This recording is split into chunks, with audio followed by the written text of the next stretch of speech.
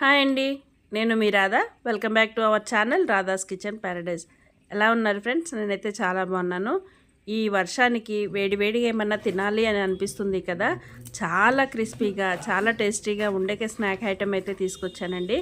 చాలా బాగుంటాయి, చాలా క్రిస్పీగా కూడా ఉంటాయి అన్నమాట. వీటిని మనం స్వీట్ షాపులలో వేస్తూ ఉంటారు కదా, మనం బూందీ అలాంటివి తీసుకున్నప్పుడు ఆ టైప్ అనమాట. చాలా బాగుంటుంది, ఒకసారి ట్రై చేయండి. చాలా ఈజీ కూడాను. ఎలా సౌండ్ వస్తుందో చూసారా? ఇవి వేడిగా ఉంటే అంత సౌండ్ రావండి, చల్లారిన తర్వాత మాత్రమే ఇలా సౌండ్ వస్తూ ఉంటాయి. చాలా రోజుల వరకు నిల్వ కూడా ఉంటాయి. మరి ఎలా తయారు చేయాలో చూద్దామా? ఇలా పట్టుకుంటే అలా విరిగిపోతాయి అన్నమాట. చాలా టేస్టీగా ఉంటాయి. దీనికోసం నేను ఒక హాఫ్ కేజీ మైదా తీసుకున్నానండి. ఇది పావు కేజీ ఉన్న మెజరింగ్ కప్పు. ఏ కప్పుతో తీసుకుంటున్నారో చూసుకోండి. నేనైతే హాఫ్ కేజీ తీసుకున్నాను అనమాట. దానిలో కొంచెం సాల్ట్, అలాగే బటర్ వేసుకోవాలండి. కంపల్సరీగా బటర్ అనేది యూజ్ చేయాలి. నెయ్యి కానీ లేదా ఆయిల్ కానీ వేస్తే ఇంత టేస్ట్ అనేది అనిపించవు. నిల్వ ఉన్న కొద్దీ వాసన వస్తూ ఉంటాయి. బటర్ వేసుకుంటే చాలా బెస్ట్. లేదు అనుకుంటే కాస్త నెయ్యి వేసుకోండి. దానిలోనే కాస్త వాము కూడా వేసి ఇలా నలిపి వేసి మొత్తం మిక్స్ అయ్యేలాగా పొడిపిండిలో కలిపేయాలి. ఇలా కలిపిన తర్వాత కొంచెం కొంచెంగా నీళ్లు పోసుకుంటూ మనం చపాతీ పిండి ఏ విధంగా కలుపుతామో ఆ కన్సిస్టెన్సీ వచ్చే వరకు కలుపుకోవాలి.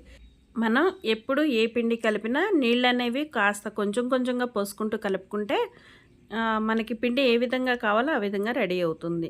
లేదనుకోండి కాస్త జార్ అయ్యే ప్రమాదం ఉంటుంది కదా. అలా కలిపి మూత పెట్టేసి పక్కకు పెట్టేసిన తర్వాత కడాయిలో ఆయిల్ వేసానండి. అది వేడవ్వాలి. ఈలోపు దీన్ని మనం డైమండ్ షేప్ లాగా రెడీ చేసుకుందాము.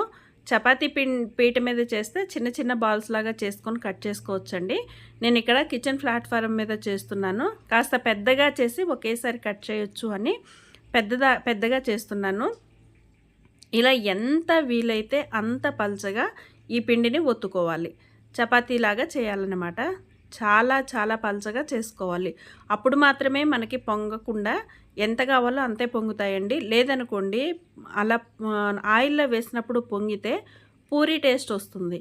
అవి ఏమవుతుందంటే అంత క్రిస్పీలాగా ఉండవు. అందుకే మనకి ఎంత వీలైతే అంత పల్చగా ఒత్తుకొని దీన్ని మనం డైమండ్ షేప్లో కట్ చేసుకోవాలి. చూడండి, నేను ఇలా మొత్తం ఒకేసారి పెద్ద పూరిలాగా చేసేసి దీని మీద పొడిపిండి బాగా చల్లుకోవాలి. అప్పుడే ఈజీగా కట్ అవుతుందండి.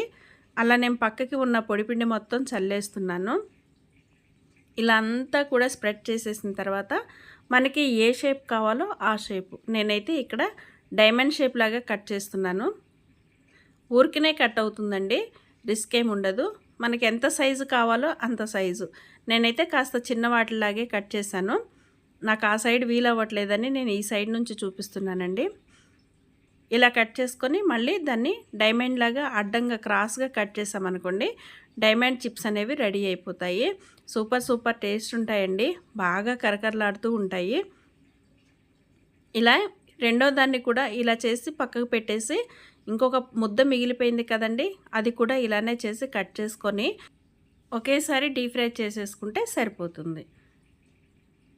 ఇలా అన్ని క్యూబ్స్లా కట్ చేసిన తర్వాత మనం చాకుతోటి కింద నుంచి ఇలా పైకి అన్నామనుకోండి చాలా ఈజీగా వచ్చేస్తాయి అన్నమాట. అలా అనేసి మొత్తం ఒక దగ్గరికి వచ్చేలాగా అనేసి మనకి పొడిపిండి చల్లాం కాబట్టి దీని మీద పొడిపిండి ఎక్కువగా ఉంటుంది కదా. అలానే మనం ఆయిల్లో ఫ్రై చేస్తే ఆ పొడి మొత్తం కూడా ఆయిల్లో ఉంటుంది కాబట్టి ఇలా దులిపినట్టు చేయాలి. లేదంటే మన దగ్గర ఆకుకూరలు కడిగే గిన్నె ఉంటుంది కదండి, ఆ గిన్నెతో కానీ జాలీలో కానీ వేసేసి మనం ఇలా డస్టింగ్ చేసామనుకోండి, ఇలా దులిపినట్టు చేస్తే వాటికి ఉన్న పొడిపిండి మొత్తం కిందకు వచ్చేస్తుంది. అప్పుడు మనం ఆయిల్లో డీప్ ఫ్రై చేసుకోవచ్చు. లేదనుకోండి తర్వాత వేసిన వాటికి ఈ పిండి అనేది అంటుకుంటుంది కాబట్టి మనం అలా డస్టింగ్ చేసి వేడి వేడి నూనెలో మాత్రమే వేయాలండి వీటిని. ఇది మాత్రం గుర్తుంచుకోండి. ఖచ్చితంగా వేడిగా ఉన్న నూనెలో మాత్రమే వేయాలి. గరిటెతోటి పైన అలా అంటూ ఉంటే చక్కగా పొంగుతూ ఉంటాయండి. ఇలా పొంగిన తర్వాత బ్రౌన్ కలర్ వచ్చే వరకు మనం ఫ్రై చేసుకోవాలి. ఇంకా డార్క్ బ్రౌన్ కావాలనుకున్న వాళ్ళు కూడా ఇంకా డార్క్ బ్రౌన్ చేయొచ్చండి. నేనైతే ఈ కన్సిస్టెన్సీ సరిపోతుందని తీసేసాను. ఈ విధంగానే మొత్తం మనం చేసుకు పెట్టుకున్న డైమండ్ షేప్స్ అన్నిటినీ కూడా మనం ఆయిల్లో ఫ్రై చేసుకోవాలి. చూసారా, నేనైతే లైట్ గోల్డెన్ కలర్ వచ్చే వరకు ఉంచి తీసేసాను. ఇవి వేడిగా ఉన్నప్పుడు అంత క్రిస్పీగా అనిపించవండి, కానీ చల్లారిన తర్వాత చాలా క్రిస్పీగా ఉంటాయి. చాలా చాలా టేస్ట్ ఉంటాయి.